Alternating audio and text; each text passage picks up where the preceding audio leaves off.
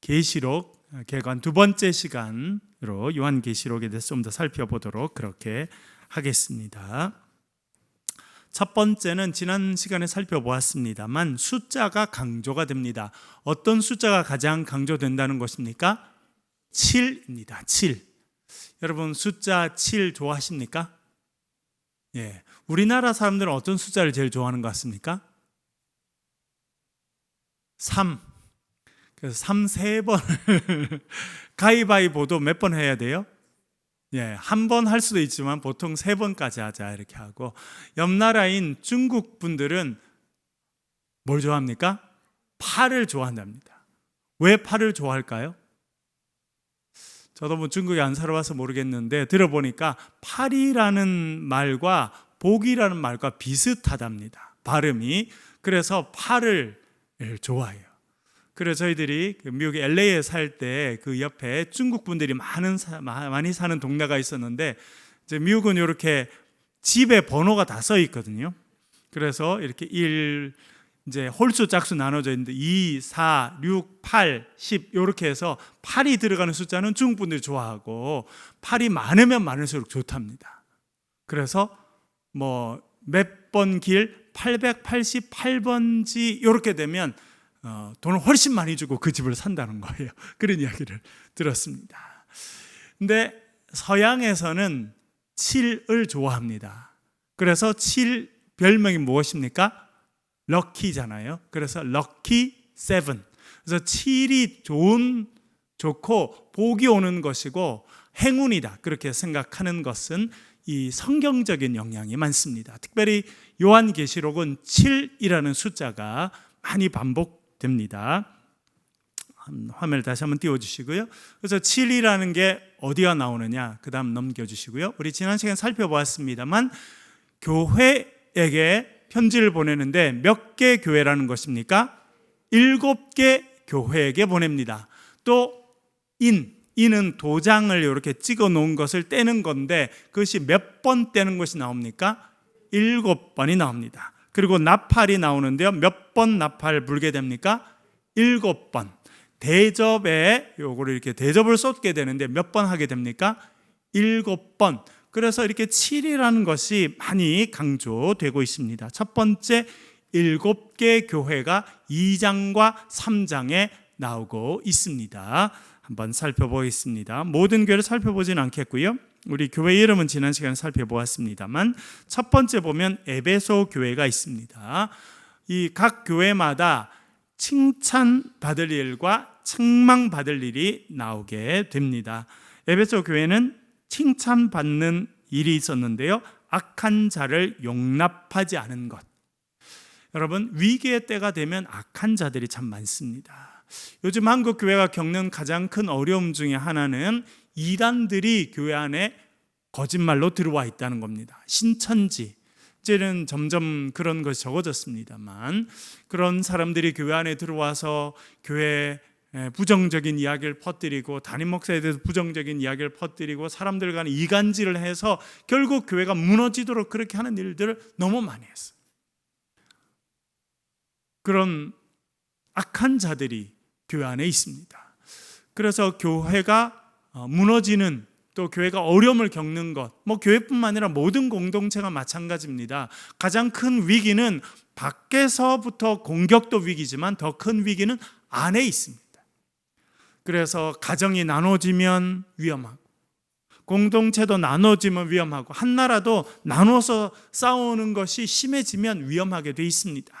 그런데 이 에베소 교회는 악한 자들을 용납하지 않았다라고 하는 것을 칭찬을 받게 됩니다. 그리고 어려움을 잘 참고 잘 견뎠다라고 하는 칭찬을 받게 됩니다. 여러분, 고린도 전서 13장 무슨 장입니까? 사랑장이죠. 그래서 사랑은 이렇게 나올 때 사랑은 첫 번째 뭐입니까? 사랑은 언제나 뭐 하고요? 오래 참는다. 사랑도 오래 참는 거고요, 신앙생활도 오래 참는 것입니다. 그리고 여러분 보면 삶의 중요한 것을 얻으려면 다 뭐가 필요한 것입니까? 오래 참고 기다리는 겁니다. 아이가 뱃속에 들어섰습니다. 그럼 어떻게 해야 됩니까? 엄마는 오래 참고 기다려야 돼요.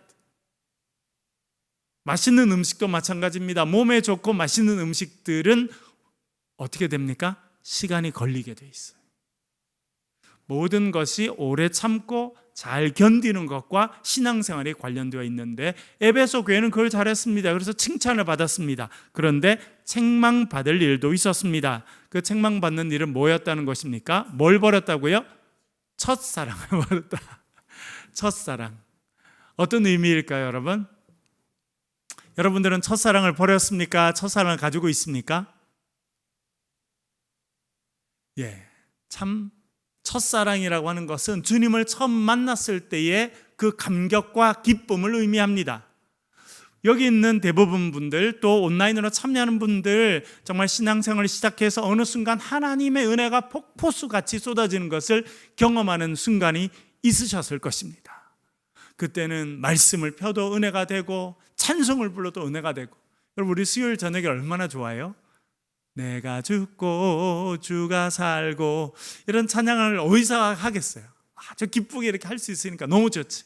그래서 첫사랑을 경험할 때 그런 찬송을 해도 눈물이 나고 말씀을 들어도 눈물이 나고 그런 사랑을 경험하고 그런 감격 가운데 신앙생활을 하게 됩니다. 근데 시간이 한참 지나면 어떻게 된다는 겁니까? 많은 사람들이 뭘 잃어버립니까?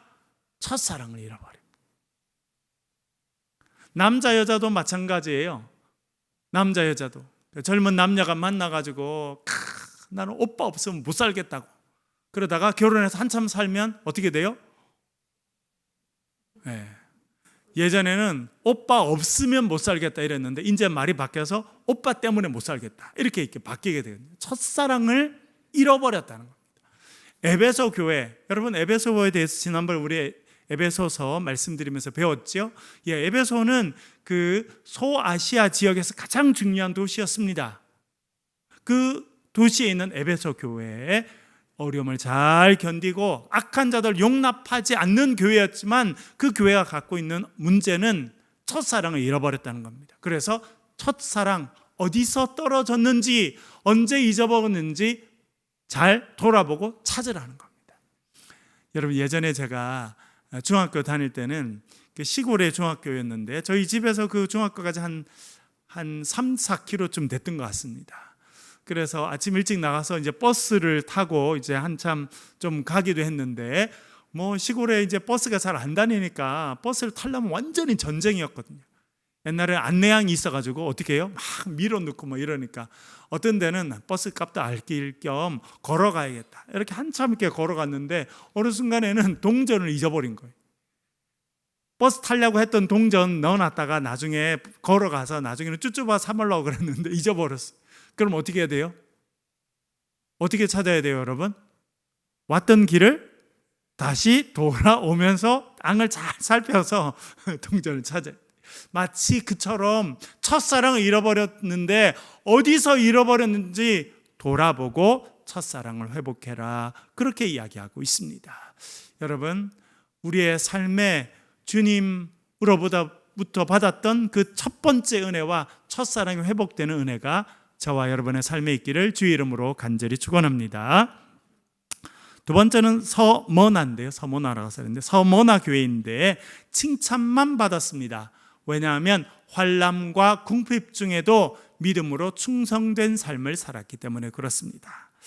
버가모 교회가 있고요. 네 번째는 두아디라 교회가 있습니다. 다섯 번째 교회는 사대 교회이고요. 여섯 번째는 빌라델피아 교회인데 칭찬만 받았습니다. 그러니까 두 교회, 서머나 교회하고 빌라델피아 교회는 칭찬만 받았는데 왜 칭찬받았냐면 작은 능력을 갖고 있지만 말씀을 담대하게 지켰다는 것입니다. 큰 능력이 아니라 작은 능력이 있는데 힘이 연약하지만 믿음으로 말씀을 잘 지켰다. 그래서 칭찬을 받게 됩니다. 필라델피아, 필라 사랑한다는 것이고요.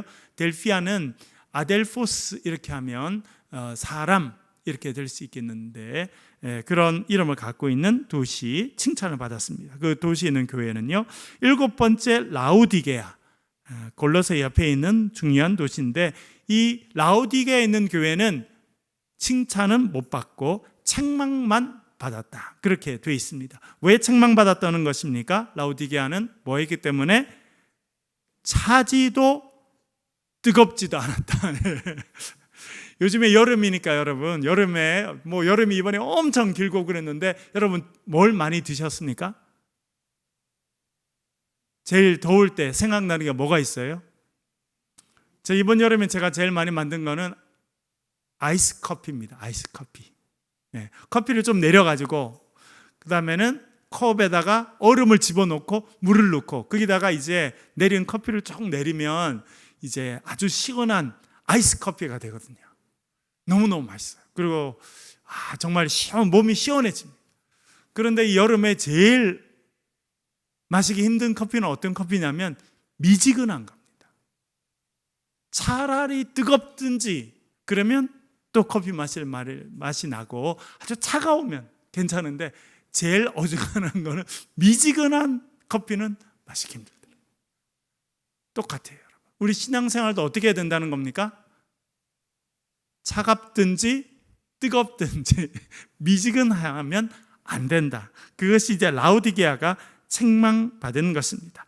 이렇게 차지도 덥지도 않은 모습을 보여주는 대표적인 사람이 신약 성경에 있고 예수님의 제자 중에 있었습니다. 누구였을까요? 나중에 예수님께서 겟세마네 종산에서 붙잡혀서 사람들에게 끌려서 대제사장 집으로 갈 때에 예수님을 따라갔던 제자가 있었죠. 누구였습니까? 베드로였습니다. 베드로가 어떻게 따라갔다고 성경이 이야기합니까? 멀찍이 따라갔다. 멀찍이. 딱 그것이 차지도 않고 덥지도 않은 거예요. 멀찍이 거리 두고 따라가는 겁니다. 많은 사람들이 그렇게 신앙생활합니다. 사람들 많이 있고 교회 다니지 않으면 마치 교회 안 다니는 것처럼 하고, 교회 다니는 사람 많이 있으면 교회 다니는 척하고, 그렇게 사는 것이 멀찍이 주님을 따라가는 것이고, 차지도 않고 덥지도 않게 살아가는 겁니다. 이 라우디게아 교회는 그래서 칭찬받지 못하고 책망만 받았습니다. 이렇게 요한계시록에는 7개 교회에게 성령께서 하시는 말씀을 들으라, 그래서 교회 7개에게 이야기합니다. 이것은 7교회만 이야기하는 것이 아니라 예수 그리스도를 통해서 구원의 은혜를 받은 모든 교회에게 하시는 말씀이다, 그렇게 이해할 수 있겠습니다. 두 번째는 7인이 나옵니다. 7인. 첫 번째 인이 나오는데요, 첫 번째 인을 딱 떼니까 뭐가 나왔다는 것입니까?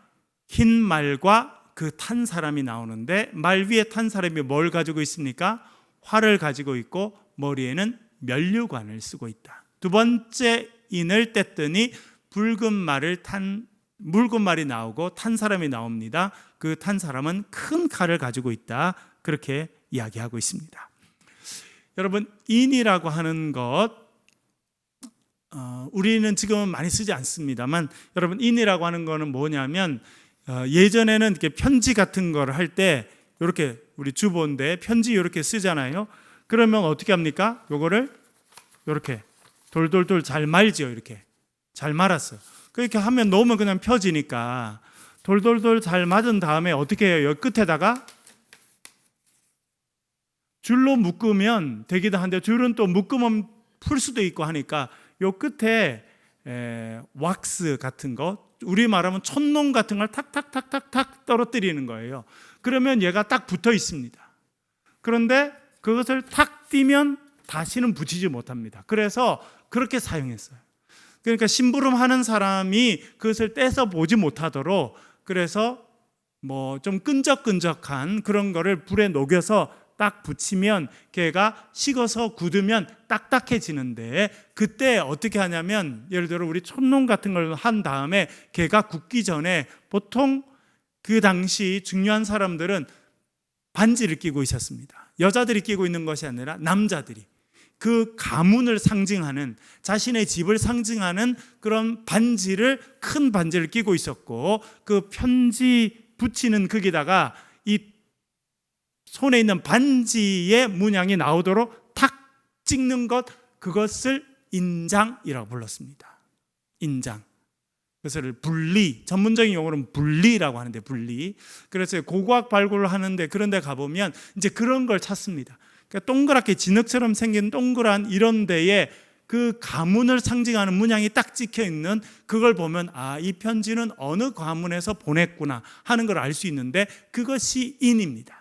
그래서 우리 성경에서는 그 인을 뗀다라고 이야기하는 것은 편지의 마지막, 이 두루마리의 마지막에 딱 붙었던 그 인봉된 것을 탁 떼내는 것을 이야기하고 있습니다.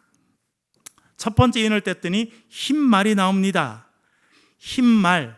그리고 탄 사람 머리 위에는 뭐가 있었다는 겁니까? 면류관이 있었고, 그가 활을 들고 있었습니다. 여러분, 백마를 타고 머리에 면류관을 쓰고 있었다. 어떤 사람이었다고 하는 것을 알 수 있겠습니까?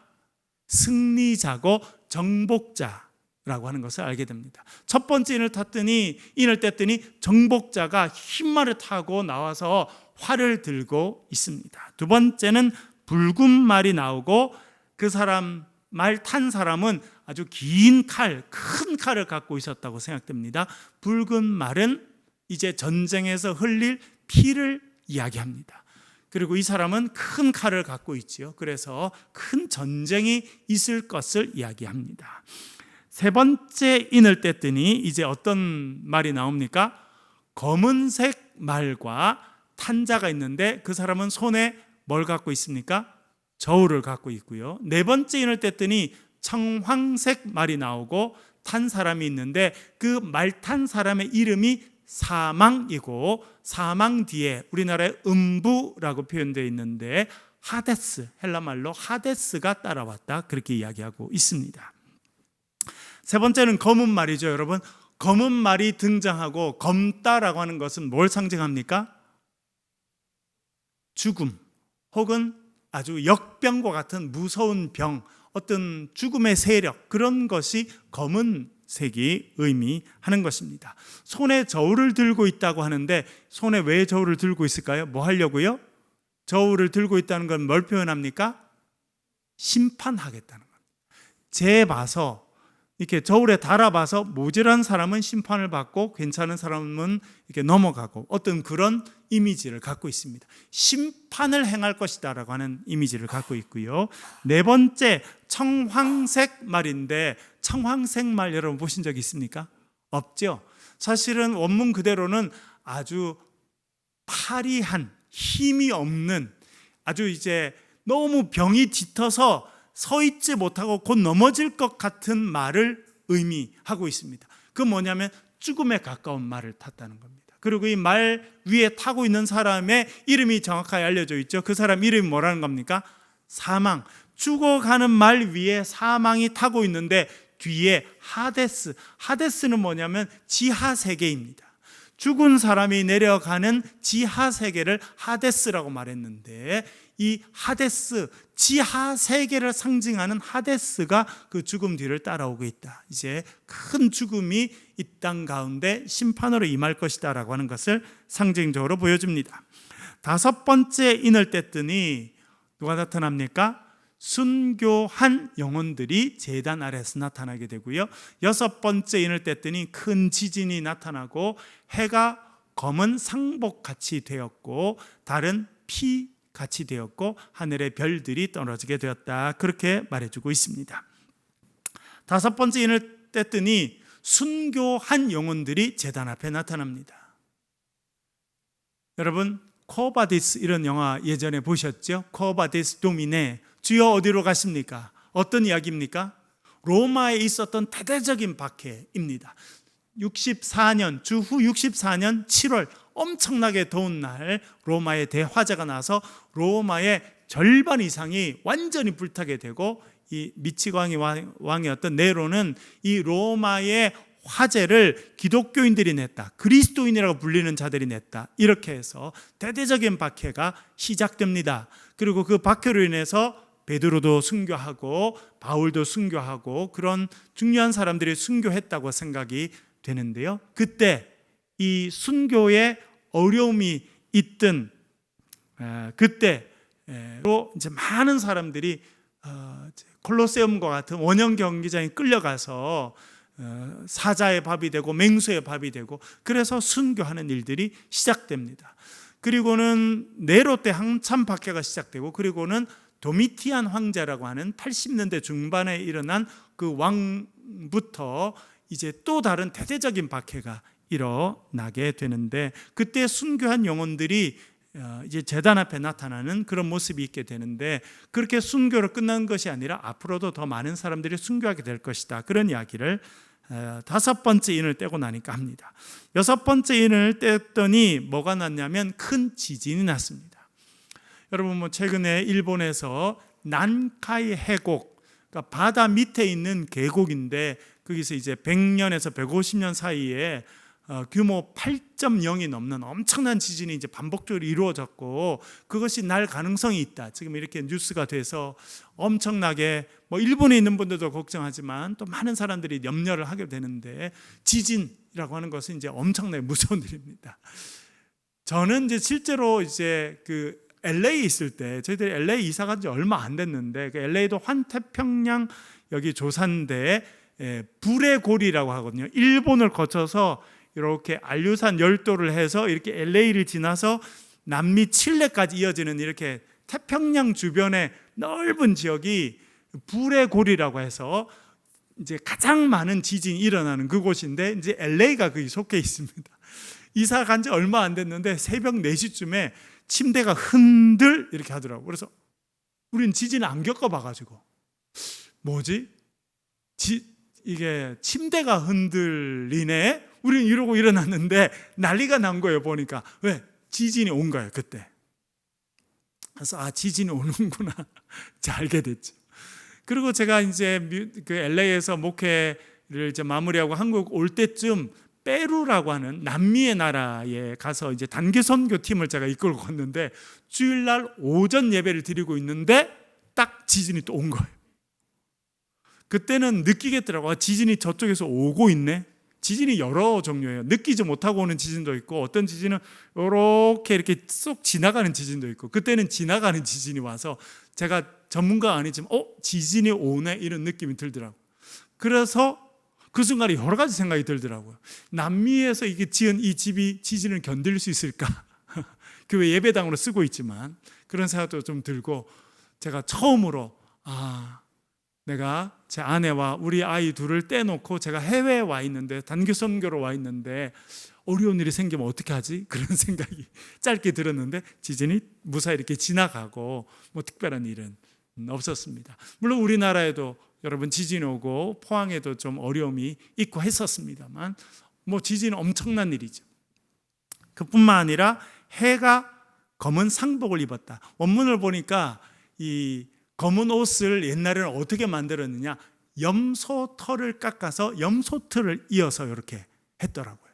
여러분 염소틀은 되게 두껍거든요. 그걸로 이렇게 천을 짜면 해가 가려지는 거예요. 색깔도 까맣지만 해가 많이 가려집니다. 그래서 이 표현을 쓰게 됐고요. 달이 빨갛게 보이는 거는 여러분 우리도 가끔 경험하죠. 그래서 성경에 뉴스에서 오늘 저녁은 달이 어떻게 보일 거다? 붉은색이 더 강할 거다. 그걸 블러디 문이라고 합니다. 그러니까 표현이 그대로 있어요. 블러디, 핏빛 달이다, 이런 겁니다. 영어로는 그런 걸 쓰게 되는데, 우리나라는 뭐 핏빛 달 이런 걸 잘 쓰지 않습니다만, 어떤 데는 훨씬 더 달이 붉게 보이는 때가 있습니다. 여러 가지 현상으로. 근데 이 달이 그렇게 될 것이고, 하늘의 별들이 이렇게 덜 익은 과일이 떨어지듯이, 옛날에 이제 뭐 올해는 한 번도 태풍이 안 왔습니다만, 제가 어릴 때는 거제도에 태풍이 자주 왔었는데, 이게 실과 과실 나무가 흔들리면 익지 않은 뭐 사과도 떨어지고 배도 떨어지고 그러던데, 하늘의 별들이 그렇게 떨어진다. 이제 아주 어려운 천재지변이 있을 거다, 그런 이야기를 하고 있죠. 그리고 7번째 인을 뗐더니 7 나팔을 가진 천사들이 나타납니다. 그래서 인을 떼는 것이 끝마치면 바로 7 나팔의 심판이 또 진행됩니다. 계속해서 7 나팔을 살펴볼게요. 일곱 나팔을 부는 천사들이 와서 이제 나팔을 불게 됩니다. 여러분, 나팔은 언제 불겠습니까? 두 가지입니다. 두 가지. 하나는 승리했을 때도 빵빠르라고 해서 이렇게 나팔을 부르게 됩니다. 큰 나팔을. 그때는 기쁨의 시간이고 축하하는 시간이고 그렇습니다. 근데 또 언제 나팔을 불게 됩니까? 적이 쳐들어왔을 때 경고하는 의미로 가장 멀리까지 소리가 나는 악기 중에 하나가 이 트럼펫, 지금의 트럼펫이었습니다. 나팔이었습니다. 그래서 나팔이 등장합니다. 이때 나팔은 경고입니다. 경고. 여러분, 핸델의 메시아 보면 어떤 곡이 있습니까? 나팔이 울리리라. 최후의 나팔이 울리게 되죠. 그래서 그 고린도전서 15장에 보면 주님께서 임하실 때 뭐가 울릴 거라 말합니까? 핸델의 메시아는 The trumpet shall sound. 나팔이 울리리라. 어떤 의미입니까? 두 가지 의미가 다 있습니다. 나팔이 울리면 하나님의 백성은 이제 예수 그리스도가 재림하셔서 우리의 억울함을 풀어주시고 우리에게 영광의 관을 씌워주시고 우리를 위로해 주시고 우리를 격려해 주시는 그런 시간이 나팔이 울리는 시간이에요. 그러나 하나님을 알지 못하고 하나님을 섬기지 않는 그런 백성들에게는 이제 심판의 시간이 나팔이 울리는 시간인데 그 나팔을 여기서 이야기하고 있습니다. 첫 번째 나팔이 불리니까 피 섞인 우박과 불이 나오게 되었다 말합니다. 두 번째 나팔이 울렸더니 불 붙은 큰 산이 바다에 떨어지게 되었다 말합니다. 세 번째, 네 번째 나팔도 나오는데 계속 볼게요. 세 번째 나팔이 울렸더니 불타는 큰 별, 쓴 쑥이라고 불려지는 큰 별이 강에 떨어져서 강물이 마르게 되고요. 네 번째 나팔을 울렸더니 해와 달과 별의 3분의 1이 어두워지게 되었다. 그렇게 말합니다. 다섯 번째 나팔을 보면 무저갱에서 황충들이 나와서 사람을 괴롭히게 되었는데 그 황충들의 대장의 이름은 아바돈 혹은 아볼론이다 말한다. 그렇게 말합니다. 잠깐 설명해 드릴게요. 여기서 무저갱이라고 우린 성경에 표현되어 있는 것은 뭐냐면 웅덩이인데 뭐가 없느냐면 바닥이 없습니다. 바닥이. 여러분, 웅덩이라도 이렇게 바닥이 있어야 물이 고이기도 하고 사람이 떨어져도 바닥에 닿을 텐데 이 무저갱은 바닥이 없는, 그러니까 밑에가 뚫려 있는 그런 웅덩이, 그런 것을 이야기합니다. 그러니까 지하 세계인데 계속 밑으로 떨어지게 돼 있는 그런 웅덩이, 그런 공간을 무저갱이라 그렇게 이야기합니다. 근데 거기서 황충들이 나오게 됩니다. 충이라고 하는 것은 이제 그 당시 가장 큰 피해를 줬던 것은 메뚜기라든지 여러 종류의 그런 집단으로 생활하는 그런 벌레들이 큰 피해를 줬던 것 같은데 그런 황충들이 나오게 되었는데 대장 이름을 히브리어로는 아바돈, 헬라어로는 아볼루온이다. 그렇게 말합니다. 아볼루온은 언제 등장하냐면 여러분 필그림스 프로그레스가 있는데 철로 역정, 존 버년이 쓴 철로 역정에 보면 이 나중에 크리스찬이 가다가 이제 큰 짐승과 싸우게 되는데 그 짐승 이름이 아볼론입니다. 아볼론. 여기서 나오는 아볼론. 그러니까 마지막 때에 저 무저갱 그 지하 세계에서 올라와서 사람들을 괴롭히는 그 괴물의 대장인 아볼론과 이 철로역정 청고로 가고 있는 이 크리스찬이 싸우게 된다라고 하는 표현이 이제 철로역정이라는 데 나오게 되는데요. 그때 이제 등장하게 됩니다. 여섯 번째 나팔이 울렸더니 유브라데 강에 결박된 천사가 네 천사가 풀려나게 되고 일곱 번째 나팔이 울렸더니 하늘에 큰 찬송 소리가 울리게 되었다. 그러니까 여섯 번째 나팔이 울렸더니 유프라테스 강은 바벨론이 있는 곳이거든요. 바벨론은 유다 백성들이 끌려갔던 바벨론이 어디 있느냐? 유프라테스 강과 티그리스 강 가운데쯤 있습니다. 그래서 이 유프라테스 강에 갇혀 있었던 네 천사가 일어나게 되면 또 다른 큰 박해와 파괴가 일어나는 것을 상징적으로 의미합니다. 근데 7번째 나팔이 울렸더니 하늘에서 큰 찬송 소리가 들리고 내 천상의 생물과 24장로가 찬송하는 소리가 들리게 됩니다. 그러니까 이 앞에 있었던, 아까 제가 말씀드렸죠, 나팔 소리는 두 가지 의미다. 하나는 하나님을 섬기지 아니하는 백성들에게는 최후의 심판과 멸망이 다가오는 소리지만, 또 하나님을 섬기는 백성들에게 나팔 소리는요, 하나님의 아들인 예수 그리스도가 다시 오셔서 우리를 위로해 주시고 격려해 주시고 하나님의 잔치에 참여하게 하시고 우리를 승리의 사람으로 이렇게 인정해 주시는 그런 시간이 되는데, 그래서 마지막 나팔이 불릴 때는 천상에서 찬송의 소리가 들리게 됩니다. 네 번째는 7 대접인데요, 간단히만 살펴보겠습니다. 첫 번째 대접은 짐승의 표를 받은 사람에게 독한 종기가 나게 되고요. 두 번째 대접을, 천사가 와서 대접을 이제 쏟는 겁니다. 대접을 땅에 쏟았더니 바다가 피와 같이 됐다. 여러분, 여기 첫 번째는 보면 사람들의 몸에 종기가 났다. 종기, 몸에 나는 아주 피부병이죠. 엄청난 피부병이 생기게 되고, 그 다음에는 바다가 피같이 되었다, 그렇게 말합니다. 또 세 번째 대접과 네 번째 대접을 쏟았더니 강과 물의 근원이 피가 되고, 네 번째 대접을 쏟았더니 해가 사람을 태울 만큼 뜨겁게 됐다, 그렇게 말해주고 있습니다. 여러분, 이 이야기를 들으니까 뭐가 생각나십니까? 구약 성경 출애굽에 뭐가 생각나십니까? 10가지 재앙 생각나시죠? 10가지 재앙.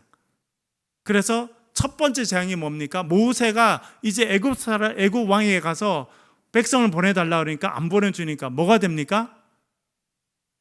강이 피가 되죠. 그렇죠? 나중에 또 7번째, 8번째 가면 사람들의 몸에 종기가 나고, 그러니까 어떻게 보면 구약 출애굽할 때 일어났던 재앙의 역사가 지금 이 대접을 쏟으니까 그것이 다시 일어납니다. 그것은 되게 상징적입니다. 뭐냐면 하나님을 섬기지 않는 애굽의 백성들이 재앙을 받은 것처럼 하나님의 백성이 아닌 자들, 하나님의 백성을 압박하고 압제하는 자들은 재앙을 받을 것이고, 하나님의 백성들은 곧 구원의 역사를 경험하게 될 것이다 라고 하는 것을 이 대접 쏟는 이 심판이 이야기해 주고 있습니다. 다섯 번째는 짐승의 나라가 이제 어두워지고 사람들이 아파서 자기의 혀를 깨물게 됐다, 그렇게 말하고요. 여섯 번째 대접을 쏟았더니 유브라데 강물이 말라서 동방에서 오는 왕들의 길이 예비되었고 아마겟돈이라는 곳으로 왕들이 모이게 되었다, 그렇게 말합니다. 여기 중요한 단어 하나 나오죠. 뭐냐면 아마겟돈이라고 하는 것입니다. 여러분, 언제 들어보셨습니까? 아마겟돈. 아마겟돈은 사실은 구약 시대에 요시야라고 하는 너무나 훌륭한 왕이 있었는데, 그 사람이 이 곳에서 전쟁하다가 죽게 됩니다. 그래서 아마겟돈은 사람들에게 너무 충격적인 곳이었어요. 요시야와 같은 종교개혁을 일으킨 이 훌륭한 왕이 거기서 죽게 되고, 나라가 이제 그 다음부터 급속하게 남유다가 어려워지게 되는데, 그래서 그 이후로 이 아마겟돈이라고 하는 곳은 나라가 망할 때 전쟁이 일어나는 곳이라고 생각했습니다. 그래서 지금도 여러분 아마겟돈 이런 거를 여러 자료에 찾아보면 최후의 전쟁이 일어나는 곳을 아마겟돈이라고 말합니다. 지금 이스라엘과 지금 이제 가자 지구의 전쟁, 끔찍한 전쟁이 지금 계속되고 있고, 최근에도 그 위에 있는 시리아, 그리고 좀 멀리 떨어지지만 이란, 이런데 지금 미사를 쏘고 이렇게 하니까 사람들이 어떤 이야기 하냐면 아마겟돈에서 또 전쟁이 일어날 거다, 그렇게 하고 아마겟돈의 전쟁은 세계 제3차 전쟁으로 이어질 것이다, 이런 이야기를 하는 사람들이 많은데, 그 근원이 여기 있습니다. 특별히 여기 보면 동쪽은 하나님의 계신 곳이 동쪽이죠. 그래서 성전도 동쪽을 바라보고 있습니다. 예수님 태어나니까 박사들이 어디서 옵니까? 동방에서 오죠. 그래서 동방이라고 하는 것은 상징적인 것입니다. 동방에서 왕들이 온다고 하는 것은 하나님의 보내시는 왕들, 군인들이 와서 이 하나님을 섬기지 않는 자들과 최후의 전쟁을 치르는 곳이 될 것이다, 그런 의미를 가지고 있습니다. 7번째 대접이 쏟아졌더니 번개와 우레 큰 지진이 있고 큰 우박이 떨어지게 되었다. 이제 천재지변이 일어나게 된다는 걸 이야기합니다. 그 다음에는 24장로와 14만 4천, 지난번에 한번 또 설명을 드렸습니다만 24장로는 구원받은 백성들을 상징하게 되고요. 왜 24명이냐? 구약 이스라엘 지파 12명, 신약 예수님 제자 12명, 그래서 12 플러스 12에서 24. 그래서 24장로는 구약의 하나님의 백성, 신약의 하나님의 백성을 상징하는 숫자다. 그렇게 쉽게 이해할 수 있겠습니다. 14만 4천, 제가 전에도 말씀드렸습니다만 또 여러분 성경 보니까 그렇게 나오죠. 14만 4천은 어떻게 나왔느냐? 이스라엘 12지파에 한 지파당 12,000명씩 나와서 12,000 곱하기 12 하면 14만 4천 명이 됩니다. 이것도 상징적인 숫자입니다. 그런데 신천지에서는 처음에는 우리 신천지의 사람들이 14만 4천 명이 되면 최후의 심판이 일어날 거다, 그렇게 이야기했어요, 이만희가. 그래서 14만 4천 명이, 그러니까 그 사람들 말이에요. 신천지라고 하는 이 이만희를 이긴 자, 보혜사라고 믿는 사람이 14만 4천 명이 되면 어떻게 되느냐? 하늘 문이 열리고 하늘에 있는 영과 땅에 있는 육체가, 영혼과 육체가 합일 하나가 된다. 그래서 그렇게 하늘에 있는 영과 이 땅에 있는 영이 하나가 되면 땅에 있는 사람들은 죽지 않는다라고 뻥쳤어요. 그래서 이만희는 누구의 영과 하나가 된다? 예수의 영과 하나가 된다. 그렇게 했는데 지금 돌아가실 준비를 많이 하시고 청도에 가면 묘지 다 만들어 놨더라고요. 자기도 이제, 그러니까 그렇게 이야기했는데 문제가 뭐냐면 자기들이 그렇게 이야기했는데 14만 4천 명이 넘은 거예요. 그래서 어떻게 됐다는 거예요? 처음에는 이거를 아주 문자적으로 14만 4천 명이 차면 뭐 세상이 끝난다 그랬는데 이제는 전도 안 하는 인간들은 빠지고 전도 열심히 하는 14만 4천 명이 차야 된다, 이렇게 말을 또 바꿨습니다. 그러니까 여러분, 이게 이제 구약, 특별히 이제 요한계시록을 할 때 숫자도 나오고 상징적인 게 막 나오는데 그거를 현재와 1대1로 딱 붙이면 다 문제가 생기게 됩니다. 그래서 그렇게 해석하는 것은 다 틀렸다, 이렇게 생각하면 됩니다. 제가 중학교인가 고등학교 다닐 때 저녁 예배에 갔어요. 주일날 저녁 예배에. 그때 교회가 그렇게 크지 않았는데 왜 그런지 모르지만 어느 집사님 한 분이, 우리 그때 교사를 했던 집사님 한 분이 뭐 간증을 했는지 설교를 했는지 하여튼 주일날 저녁에 하셨어요. 근데 그분이 뭐라 그러냐면, 제가 중학교 때라고 기억되는데, 여러분 성경 보니까 10뿔 달린 짐승 나오죠. 여러분 나와요, 안 나와요? 조금 이따 나옵니다. 나오죠. 그분이 뭐라 그러냐면 그게 EU입니다. EU, 유럽연합, EU 10개국이거든요. 그렇게 이야기하는 걸 제가 분명히 기억해요. 그러니까 그분도 어디 누군가 들었겠죠. 그분은 뭐 집사님의 신학 공부를 안 하셨는데 누군가 그렇게 이야기하다 카더라 하는 걸 듣고 이야기를 한 거예요. 저는 그래서 진짜 그런가 보나. 그래서 봐라, 성경이 다 이루어진다. 10뿔 달린 짐승이 나타났는데 그것이 지금 유럽연합이고 EU다. 여러분, EU가 몇 개국입니까? 지금은 20몇 개국 됐어요. 그러니까 그렇게 해석하는 거는 딱 단시간만 맞고 다 틀리는 거예요. 그렇게 해석하면 안 됩니다. 상징적인 숫자로 그렇게 우리 이해해야 될 필요가 있습니다. 바벨론과 새 예루살렘. 바벨론은 하나님을 섬기지 않고 우상을 섬기는 백성들이 거주하는 곳이 바벨론입니다. 그래서 바벨론이라는 도시는 결국 무너지게 되고, 바벨론이 무너지고 난 다음에 새로운 도시가 생기게 되는데 그것이 새 예루살렘입니다. 그것은 하나님을 섬기는 백성들이 살아갈 새로운 거처라는 것입니다. 새 예루살렘에 대한 이야기 우리 지난번에도 한번 살펴보았습니다만, 요한계시록 21장 3절부터 5절 전반절까지 한번 읽어보겠습니다. 같이 읽겠습니다. 시작. 내가 들으니 보호자에서 큰 음성이 나서 이르되, 보라, 하나님 사람들과 함께 있음에 하나님이 그들과 함께 계시리니 그들은 하나님의 백성이 되고 하나님은 친히 그들과 함께 계셔서 모든 눈물을 그 눈에서 닦아주시니 다시는 사망이 없고 애통하는 것이나 곡하는 것이나 아픈 것이 다시 있지 아니하리니 처음 것들이 다 지나갔음이로라. 보호자에 앉으신 이가 이르시되, 보라, 내가 만물을 새롭게 하노라 하시고, 아멘. 그러니까 마지막에는 어떤 일이 있을 거냐? 새 예루살렘이 내려오는 것. 그것도 상징적인 거예요. 뭐냐면 우리가 하나님의 거룩한 백성이 되어서 거룩한 세마포를 입고 하나님이 예비하신 영원한 새로운 거처에 사는 백성이 된다는 거예요.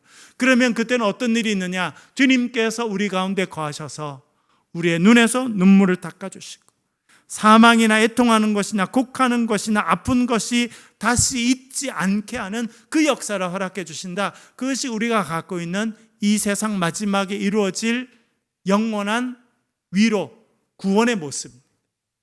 그런데 그것은 마지막에 이루어질 일이기도 하지만 우리가 이 땅에서 소망하고 우리가 이 땅에서 맛볼 수 있는 것입니다.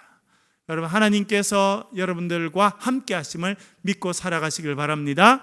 그리고 주님께서 여러분 눈에서 눈물을 닦아주시고 여러분의 한숨을 찬송으로 바꿔주시는 역사가 있기를 주의 이름으로 간절히 축원합니다. 마지막에는 생명수의 강과 생명나무가 나옵니다. 요한계시록 22장 1절과 2절 읽겠습니다. 시작. 또 그가 수정같이 맑은 생명수의 강을 내게 보이니 하나님과 및 어린 양의 보호자로부터 나와서 길 가운데로 흐르더라. 강 좌우에 생명나무가 있어 12가지 열매를 맺되 달마다 그 열매를 맺고 그 나무 잎사귀들은 만국을 치료하기 위하여 있더라. 아멘. 그래서 마지막에 어떤 것이 있느냐? 생명수의 강이 흐르게 된다는 겁니다. 생명수의 강. 여러분, 그 생명수의 강은 어디서 나온다고 여기서 말합니까? 하나님과 어린 양의 보호자에서부터, 하나님에 계신 그 보호자로부터 물이 흘러나와서 그것이 생명수의 강이 된다는 겁니다. 에스겔에 보면 에스겔 제일 마지막에 어디서부터 물이 흘러나옵니까? 성전에서 물이 흘러나옵니다. 어디로 흘러갑니까? 동쪽으로 흘러갑니다. 그것이 나중에는 방향을 바꿔서 남쪽으로 내려오게 되죠. 그래서 사해, 죽은 사해로 흘러갔더니 죽은 것이 다 살아나게 됐다. 에스겔이 그런 환상을 보게 되는데 그것이 하나님께서 이루어질 생명수의 강의 환상을 이야기하는 것입니다. 그 생명수의 강이 흐르게 되는데 그 강 좌우에는 뭐가 있다는 겁니까? 나무가 있는데 나무 이름이 뭡니까? 생명나무. 생명나무는 에덴 동산에 있었어요. 참 그런 면에 성경은 대단합니다. 창세기 2장 3장 여러분 보면 거기에 생명나무가 나오죠. 물론 가운데 잠언에 한번 나옵니다만 성경 제일 마지막에 생명나무. 그러니까 성경을 전체를 보면 제일 앞에 생명나무가 서 있고 제일 뒤에 생명나무가 서 있는 거예요. 그래서 성경은 생명으로 시작해서 생명으로 끝나는 거예요. 그래서 요한계시록 물론 파괴하는 장면, 무서운 장면이 많이 나오지만 우리가 예수 그리스도를 구주로 믿고 살아가는 사람은 무서워할 필요가 전혀 없습니다. 왜? 예수님의 모든 것은 우리에게 영원한 생명을 주시고 생명수의 강물을 마시는 구원의 백성으로 살도록 하신다라고 하는 것을 말씀해 주고 있습니다. 그리고 생명나무의 잎사귀는 뭘 한다고요? 만국을 치료한다는 겁니다. 여러분, 우리가 예수 그리스도를 통해 주시는 생명의 강수를 마시게 되면 우리의 삶에 치료와 회복이 일어날 뿐만 아니라 하나님께서 우리를 통해서 만국을 치료하는 일들을 감당하길 원하신다. 그렇게 말씀하고 있습니다. 이렇게 생명의 강수를 마시고 또 치료받고 또한 하나님의 치료를 선포하는 그런 일에 쓰임받는 저와 여러분 우리 새창조 교회가 되기를 주의 이름으로 간절히 축원합니다. 기도하겠습니다. 우리 말씀을 가지고 기도할 때 하나님 우리에게 믿음을 더하시고 정말 하나님께서 우리에게 주시는 치료와 회복의 은혜를 우리가 경험하게 하시고 우리 또 어려움을 겪고 있는 우리 교인들, 우리 교회가 정말 생명수의 강수를 마시며 그 일에 쓰임받는 공동체 되게 도와주십시오. 소리를 통성으로 같이 한번 기도하겠습니다. 기도하십시다. 아버지 하나님,